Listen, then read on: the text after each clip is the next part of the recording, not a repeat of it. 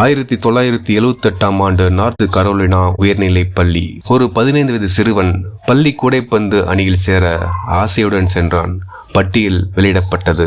ஆனால் அதில் அவன் பெயர் இல்லை. உனக்கு உயரம் போதாது, திறமையும் போதாது அப்படின்னு சொல்லி அவனை நிராகரிக்கிறாங்க.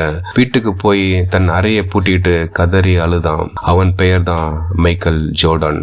அழுவது தீர்வாகாது அப்படின்னு முடிவு பண்றான். அடுத்த நாள் காலையில சீக்கிரமா போய் மைதானத்துல இறங்குறான். உலகம் உறங்கும் போது அவன் உழைத்தான். ஒவ்வொரு முறையும் பந்து கூடையை தவறிவிடும் போது அந்த நிராகரிப்பின் வழியை தன் பலமாக மாற்றினான். இனி யாரும் என்ன உழைப்பால் வெல்ல முடியாது அப்படின்னு சபதம் எடுக்கிறான்.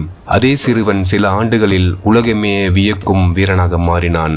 6 முறை NBA சாம்பியன், 5 முறை MVP விருது என சாதனைகளை சரித்திரம் படைத்தது. நிராகரிக்கப்பட்ட அதே மைதானம் இன்று அவர் பெயரால் அழைக்கப்படுகிறது. மைக்கேல் ஜோர்டன் நமக்கு சொல்றது இதுதான். நான் என் வாழ்க்கையில 9000க்கும் மேற்பட்ட ஷாட்களை தவற விட்டிருக்கேன்.